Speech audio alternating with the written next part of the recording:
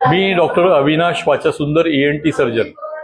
जन्मजात कर्णबधिर मुलांना लवकर निदान केलं, लवकर उपचार केले, म्हणजे श्रवणयंत्र लावलं किंवा कॉक्लिअर इम्प्लांटचं ऑपरेशन केलं तर ऐकायला येतं.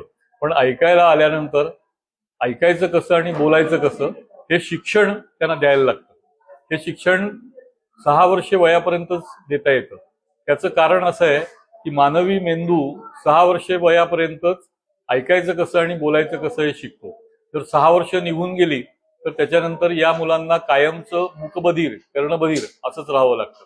जेव्हा त्यांच्यात वैयक्तिक, शारीरिक आणि मानसिक क्षमता ही नॉर्मल मुलासारखी असते. हे सर्व ओळखून आम्ही कॉक्लिअर कंपनीनी cochlea Pune for hearing and speech या संस्थेतर्फे 3 ते 6 या वयातल्या मुलांसाठी पूर्व प्राथमिक शाळा चालू करत आहोत. त्या पूर्व प्राथमिक शाळेमध्ये नॉर्मल शिक्षणाबरोबरच वाचाभाषा प्रशिक्षणही दिलं जाईल, जेणेकरून ही मुलं नॉर्मल बनतील.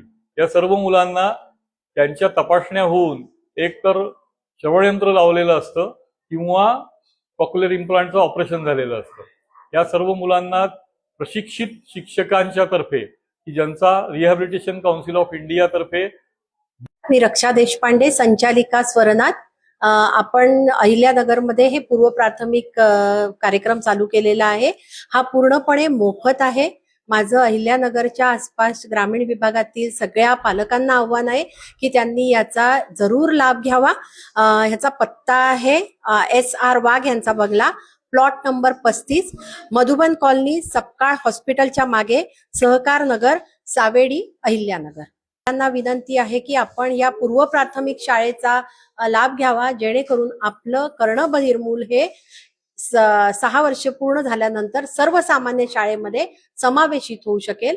श्रीधर बापट, सक्षम पश्चिम महाराष्ट्र प्रांत उपाध्यक्ष. सक्षम ही राष्ट्रीय संघटना आहे जे दिव्यांगांसाठी काम करतात.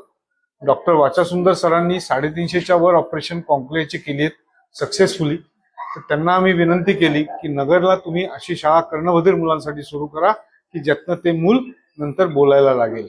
आणि त्यांनी आमच्या विनंतीला मान देऊन ही शाळा नगरमध्ये सुरू केलेली आहे 1 जूनपासून. हे सांगायला मला विशेष आनंद होतोय. सक्षम त्यांना पूर्ण सहकार्य करणार आहे.